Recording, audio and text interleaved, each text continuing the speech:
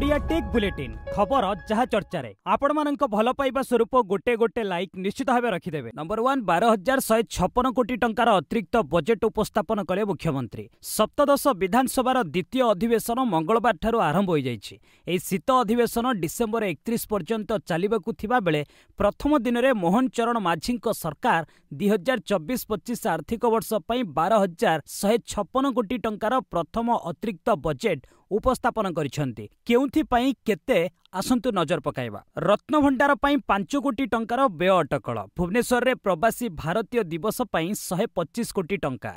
CAPF मुतयन पई 269 कोटी टंका व्यय बराद। पुलिस स्टेशन और फांडी रे सीसीटीवी पई 51 कोटी टंका। श्रीमंदिर परिक्रमार विस्तृति सुविधा विकास पई 26 कोटी टंका। अग्निशम सेवार आधुनिकरण और संप्रसारण पई 120 कोटी टंका।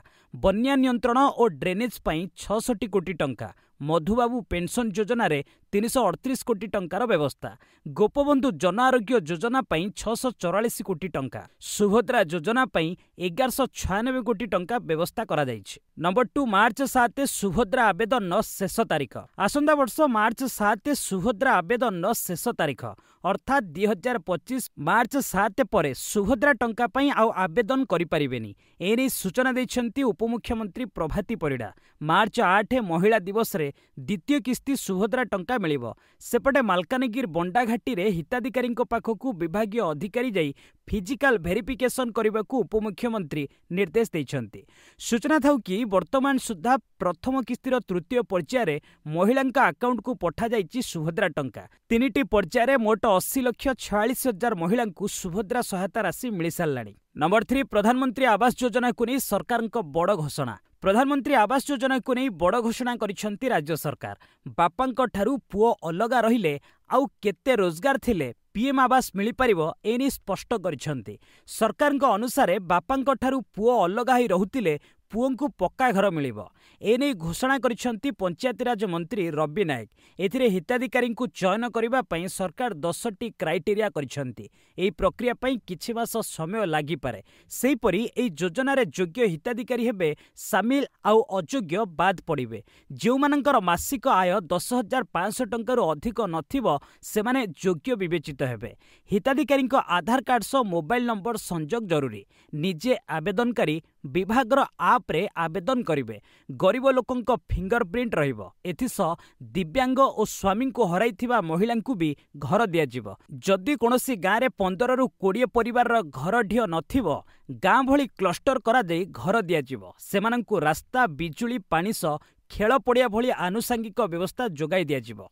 नंबर 4 बंगोपसागर रे आगकू बढ़ुछि गभीर अवपात। आज दक्षिण पश्चिम बंगोपसागर रे सृष्टि हेबो बात्या। घंटा प्रति 12 किलोमीटर बेगरे उत्तर उत्तर पश्चिम दिगरे अग्रसर होउछि गभीर अवपात।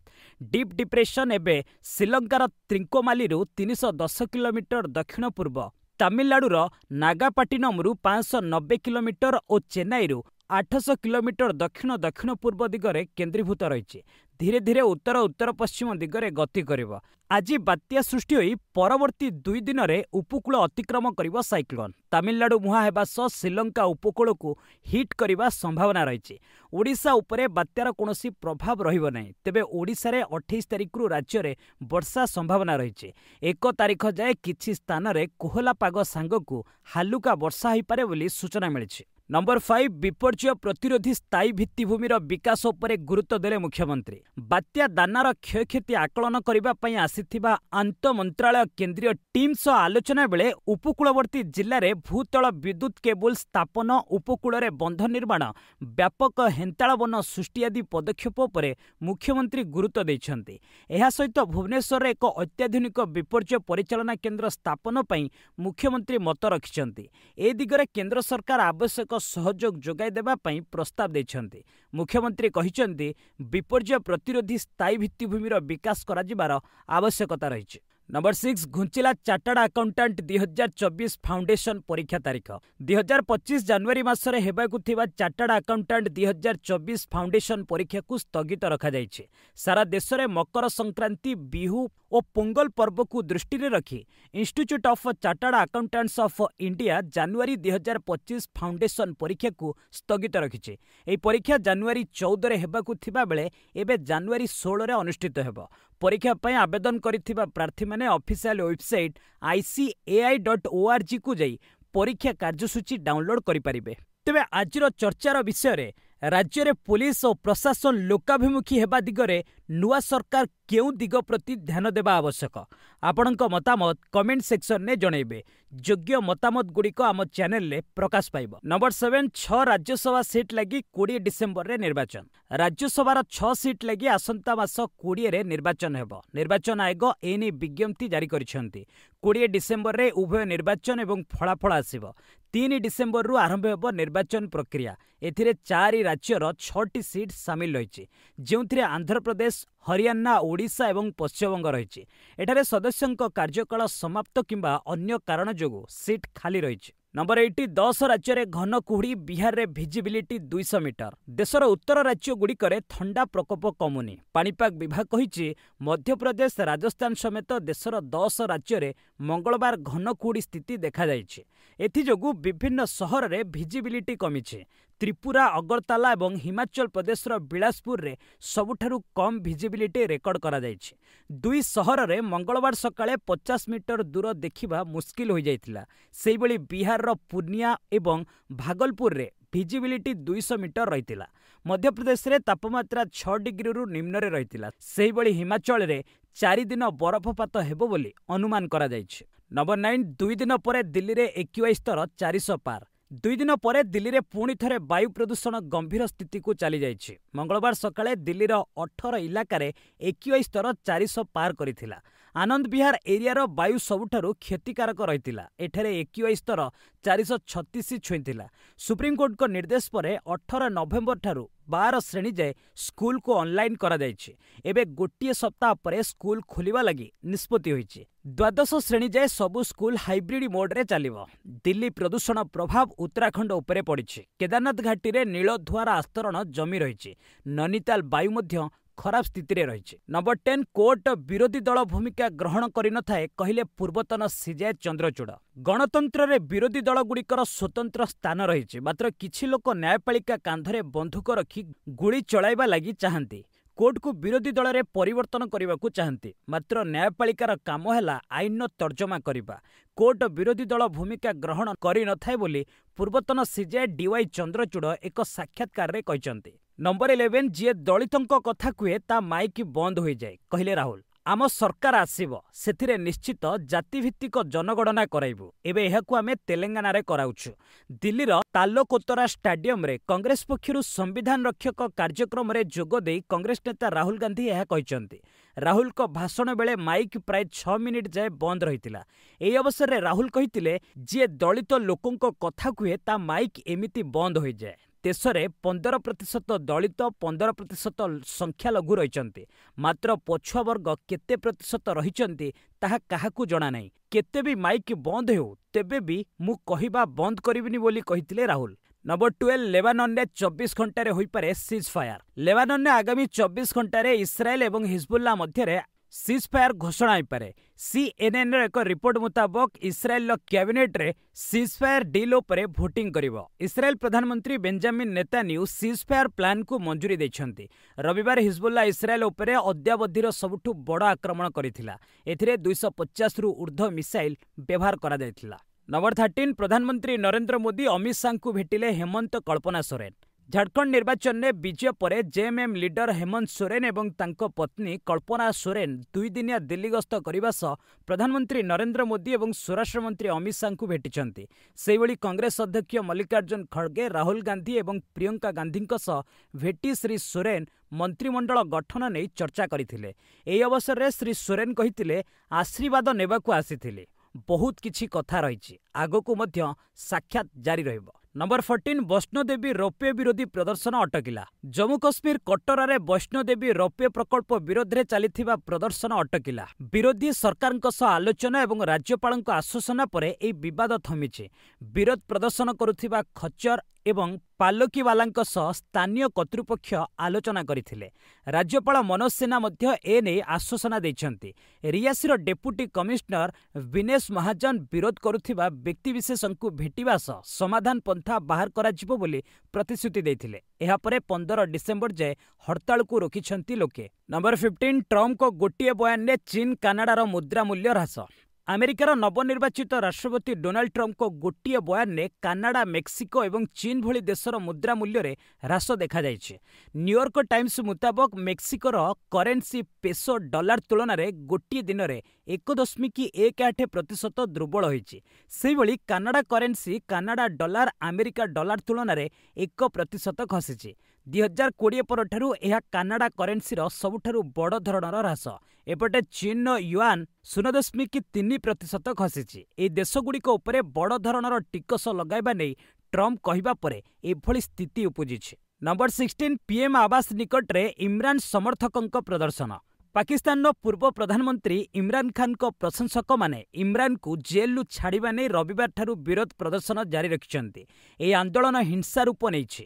ପାକିସ୍ତାନ ୱେବସାଇଟ୍ ଡନ୍ ମୁତାବକ ଇମ୍ରାନ ଖାନଙ୍କ ହଜାର ହଜାର ସମର୍ଥକ ଇସଲାମାବାଦ ଡି ଛକରେ ପହଞ୍ଚିଛନ୍ତି। ପୁଲିସ ସେମାନଙ୍କୁ ରୋକିବା ଲାଗି ଲୁହବୁଆ ଗ୍ୟାସ୍ ପ୍ରୟୋଗ କରିଥିଲା। ଏହାର ବିରୋଧରେ ଲୋକେ ପୁଲିସ ଏବଂ ସେନା ଉପରେ ପଥର ମାଡ଼ କରିଥିଲେ। ପ୍ରଦର୍ଶନକାରୀ ପାକିସ୍ତାନ ପ୍ରଧାନମନ୍ତ୍ରୀଙ୍କ ଆବାସ ନିକଟରେ ପହଞ୍ଚିଛନ୍ତି। କଣ୍ଟେନର ଉପରେ ଚଢ଼ି ସେମାନେ ବିରୋଧ କରୁଛନ୍ତି। ଲୋକଙ୍କୁ ନିୟନ୍ତ୍ରଣ କରିବା ଲାଗି ସେନାକୁ ନିୟୋଜିତ କରାଯାଇଛି। ଏହି ଘଟଣାରେ ଆମେରିକା କହିଛି ଯେ ପାକିସ୍ତାନ ସରକାର ମାନବାଧିକାର ସମ୍ମାନ କରୁ। ନମ୍ବର 17 ବାଂଲାଦେଶରେ ଇସ୍କନ ଧର୍ମଗୁରୁ ଗିରଫ। ଭାରତ ନାରାଜ। ବାଂଲାଦେଶରେ ଇସ୍କନର ଧର୍ମଗୁରୁ ଚିନ୍ମୟ କୃଷ୍ଣ ଦାସ ଗିରଫ ହୋଇଛନ୍ତି। ଏହାକୁ ନେଇ ଭାରତ ଅସନ୍ତୋଷ ବ୍ୟକ୍ତ କରିଛି। ବୈଦେଶିକ ମନ୍ତ୍ରାଳୟ ପକ୍ଷରୁ ଜାରି କରାଯାଇଥିବା ବୟାନରେ କୁହାଯାଇଛି ଯେ ଚିନ୍ମୟ କୃଷ୍ଣ ଦାସଙ୍କ ଗିରଫକୁ ନେଇ ଚିନ୍ତିତ। ଚଟ୍ଟଗାଁଓ ମେଟ୍ରୋପଲିଟାନ ମାଜିଷ୍ଟ୍ରେଟ କୋର୍ଟ ମଙ୍ଗଳବାର ଶ୍ରୀ ଦାସଙ୍କ ଜାମିନ ଆବେଦନକୁ ଖାରଜ କରିଦେଇଛନ୍ତି। ସଂଖ୍ୟାଲଘୁଙ୍କ ଉପରେ ଆକ୍ରମଣ ବାଂଲାଦେଶରେ ବଢ଼ି ଚାଲିଛି। ଆକ୍ରୋଶମୂଳକ ଭାବେ ଏଭଳି ଗିରଫ କରାଯାଇଛି ବୋଲି ଇସ୍କନ କହିଛି।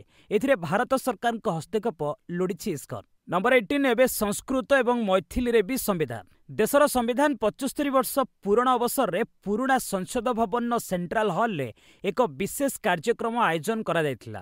ଏଥିରେ ରାଷ୍ଟ୍ରପତି ଦ୍ରୌପଦୀ ମୁର୍ମୁ, ଉପରାଷ୍ଟ୍ରପତି ଜଗଦୀପ ଧନକଡ଼, ଲୋକସଭା ବାଚସ୍ପତି ଓମ୍ ବିର୍ଲା ପ୍ରମୁଖ ଅତିଥି ଭାବେ ଯୋଗ ଦେଇଥିଲେ। ଏହି ଆୟୋଜନରେ ଥିମ୍ ରହିଥିଲା ଆମ ସମ୍ବିଧାନ ଆମ ସ୍ୱାଭିମାନ। ଏହି ଅବସରରେ ସମ୍ବିଧାନ 75 ବର୍ଷ ପୂର୍ତ୍ତିର ମୁଦ୍ରା ଏବଂ ଡାକ ଟିକେଟ ଉନ୍ମୋଚନ କରିଥିଲେ ରାଷ୍ଟ୍ରପତି। ସଂସ୍କୃତ ଏବଂ ମୈଥିଲିରେ ସମ୍ବିଧାନର ପ୍ରକ୍ରିୟା ମଧ୍ୟ ଜାରି କରାଯାଇଥିଲା। ଭାରତୀୟ ସମ୍ବିଧାନର ନିର୍ମାଣ ଏକ ଝଲକ ଏବଂ ଭାରତୀୟ ସମ୍ବିଧାନ ଏବଂ ଏହାର ଗୌରବଶାଳୀ ଗାଥା ନାମକ 2 ପୁସ୍ତକ ଉନ୍ମୋଚନ କରାଯାଇଥିଲା। ଏହି କାର୍ଯ୍ୟକ୍ରମରେ ପ୍ରଥମ ଥର ଲାଗି ପ୍ରଧାନମନ୍ତ୍ରୀ ନରେନ୍ଦ୍ର ମୋଦି ଏବଂ ଲୋକସଭାର ବିରୋଧୀ ଦଳ ନେତା ରାହୁଲ ଗାନ୍ଧୀ ଗୋଟିଏ ମଞ୍ଚରେ ବସିଥିବା ନଜର ଆସିଥିଲା। ନମ୍ବର 19 ଇସ୍ତଫା ଦେଲେ ମହାରାଷ୍ଟ୍ର ମୁଖ୍ୟମନ୍ତ୍ରୀ ଏକନାଥ ସିନ୍ଧେ, ନୂଆ ମୁଖ୍ୟମନ୍ତ୍ରୀଙ୍କ ନାମ ଘୋଷଣା ଶୀଘ୍ର। ମହାରାଷ୍ଟ୍ର ମୁଖ୍ୟମନ୍ତ୍ରୀ ଏକନାଥ ସିନ୍ଧେ ମଙ୍ଗଳବାର ରାଜ୍ୟପାଳ ସିପି ରାଧାକୃଷ୍ଣନଙ୍କୁ ସାକ୍ଷାତ କରି ନିଜର ଇସ୍ତଫା ପତ୍ର ପ୍ରଦାନ କରିଛନ୍ତି। ଏହି ସମୟରେ ଉପମୁଖ୍ୟମନ୍ତ୍ରୀ ଦେବେନ୍ଦ୍ର ଫଡ୍ନବୀସ ଏବଂ ଅଜିତ ପାୱାର ଉପସ୍ଥିତ ଥିଲେ। ମହାରାଷ୍ଟ୍ର ବିଧାନସଭାର କାର୍ଯ୍ୟକାଳ 26 ନଭେମ୍ବର ଯାଏ ରହିଛି। ଏବେ ଯାଏ ନୂଆ ମୁଖ୍ୟମନ୍ତ୍ରୀଙ୍କ ଶପଥ ତାରିଖ ନେଇ କିଛି ଘୋଷଣା ହୋଇନି। ସେବେ ଯାଏ ସିନ୍ଧେ କାର୍ଯ୍ୟକାରୀ ମୁଖ୍ୟମନ୍ତ୍ରୀ ରହିବେ। ସିନ୍ଧେ 2022 ଜୁନ 28ରୁ 2024 ନଭେମ୍ବର ଯାଏ ମହାରାଷ୍ଟ୍ରର ମୁଖ୍ୟମନ୍ତ୍ରୀ ରହିଥିଲେ। ସିନ୍ଧେଙ୍କ ଇସ୍ତଫା ପରେ ବିଜେପି ବିଧାୟକ ଦଳର ବୈଠକ ମୁମ୍ବାଇରେ ଅନୁଷ୍ଠିତ ହୋଇଯାଇଛି। ଏଥିରେ ଫଡ୍ନବୀସଙ୍କୁ ନେତା ଭାବେ ବଛାଯିବ। ଏହାପରେ ସାମ୍ବାଦିକ ସମ୍ମିଳନୀରେ ମୁଖ୍ୟମନ୍ତ୍ରୀଙ୍କ ନାମ ଘୋଷଣା ହୋଇପାରେ। ନମ୍ବର 20 ପେପର ବାଲାଟରେ ଭୋଟ ସିଷ୍ଟମ ଦାବି ସୁପ୍ରିମକୋର୍ଟରେ ଖାରଜ। ଦେଶରେ ପୁଣି ଥରେ ପେପର ବାଲାଟରେ ଭୋଟିଂ ବ୍ୟବସ୍ଥା ଆରମ୍ଭ କରିବା ନେଇ ହୋଇଥିବା ପିଟିସନକୁ ଖାରଜ କରିଦେଇଛନ୍ତି ସୁପ୍ରିମକୋର୍ଟ। ଜଷ୍ଟିସ ବିକ୍ରମ ନାଥ ଏବଂ ଜଷ୍ଟିସ ପିବି ବରାଲେଙ୍କ ଖଣ୍ଡପୀଠ ଏହି ନିଷ୍ପତ୍ତି ଶୁଣାଇଛନ୍ତି। କେ ପଲ୍ ଏହି ପିଟିସନ ଦାଖଲ କରିଥିଲେ। ସେ ଦେଶ ମଧ୍ୟରେ ଫିଜିକାଲ ବାଲାଟ ଭୋଟିଂ ନେଇ ଦାବି କରିଥିଲେ। ଚନ୍ଦ୍ରବାବୁ ନାଇଡୁ ଏବଂ ୱାଇଏସ୍ ଜଗନମୋହନ ରେଡ୍ଡି ଇଭିଏମ୍ର ବିଶ୍ୱସନୀୟତା ନେଇ ପ୍ରଶ୍ନବାଚୀ ଉଠାଇଥିଲେ। ଭାରତ ଆମେରିକା ଭଳି ଦେଶରେ ଚାଲୁଥିବା ବାଲାଟ ପେପର ଭଳି ବ୍ୟବସ୍ଥା କରୁ ବୋଲି ଆବେଦନକାରୀ କହିଥିଲେ। ନମ୍ବର 21 ପେଣ୍ଡ୍ରାରେ ମାଲବାହୀ ଟ୍ରେନ୍ ଲାଇନ୍ଚ୍ୟୁତ 6 ଟ୍ରେନ୍ ବାତିଲ। ଛତିଶଗଡ଼ ଗୋଲୋ ପେଣ୍ଡ୍ରା ମରବାହୀ ଜିଲ୍ଲାରେ ମଙ୍ଗଳବାର ଏକ କୋଇଲା ଟ୍ରେନ୍ର ଲାଇନ୍ଚ୍ୟୁତ ହୋଇଥିଲା। ଇଞ୍ଜିନ୍ ସହ 23ଟି ବଗି ଲାଇନ୍ରୁ ବାହାରି ଯାଇଥିଲା। ଏହି ମାଲଗାଡ଼ିଟି ବିଳାସପୁର ଯାଉଥିଲା। ଭନୱର୍ଟଙ୍କ रेलवे स्टेशन रे ए दुर्घटना घटिथिला। घटना परे रेल कर्मचारी माने एठारे पहुंची उद्धार कार्य जारी रखिथिले। ट्रेन न बगी ओलटिबारु ट्रैक उपरे कोइला गदा होई पड़िथिला। फଳରେ ए रूट देई जिबाकू थिबा 6टी ट्रेन को रद्द करा जायथिबा बेले 9टी को डाइवर्ट करा जायछि। यातायात सुधार लगी 2 दिन समय लागिबो बोली रेलवे पक्षरु कुहा जायछि। नंबर 22 चंडीगढ़ 2 क्लब बाहरे लॉरेंस गैंगर विस्फोरण। प्रधानमंत्री नरेंद्र मोदी 3 डिसेम्बर रे चंडीगढ़ गस्त करिवे। एहा पूर्वरु मंगलवार सकाळे सेक्टर 26 रे 2 क्लब बाहरे विस्फोरण होईछि। ए विस्फोरण पछरे हाथ रहितिबा मानिछि लॉरेंस गैंग। गोल्डी बराड ए नहीं सोशल मीडिया रे एक पोस्ट करिछे। प्रोटेक्शन मनी न देबारु एभली विस्फोरण करा जायथिबा से पोस्टर रे उल्लेख करिसेंती। एहा मध्यरे गोटिए क्लब रैपर बादशाहंकर बोली जणा पड़िछे। नंबर 23 बेआईन निशा जोगाणर रूट पालटिछि भारत। वार्षिक 2 लाख कोटी टंकार कारोबार। देश में ड्रग्स तस्करी मामला बढ़ी चली। भारत को आसुथिबा मोट निशा सामग्री मध्यरु प्राय 40% घरोई बजार रे व्यवहार होउछि। बड़का 60% आरब एवं आफ्रिकीय देशगुड़ी को चालाण होउछि। एबे बेआईन निशा चालाणर एक प्रमुख रूट पालटिछि भारत। वार्षिक ए क्षेत्र में 2 लाख कोटी टंकार कारोबार होउतिबा इंटरनेशनल नार्कोटिक कंट्रोल ब्यूरोर एक आकलन जना पड़िछि। नंबर 24 ह्युंडाई इंडिया उपरे 5 कोटीर टिकस नोटिस। देशर प्रमुख कार निर्माता कंपनी ह्युंडाई इंडिया उपरे केंद्र सरकार 5 कोटी टंकार टिकस नोटिस जारी करिसेंती। 2020 रु 21 अवधि रे कंपनी इनपुट टिकस क्रेडिट रे गड़बड़ करिथिबा अभियोग रहिछि। एने कंपनी को जारी होईछि कारण दर्शाओ नोटिस। एही मध्यरे 2.74 कोटीर टिकस एवं 2.27 कोटी टंकार सुध नोटिस दिया जाइछे।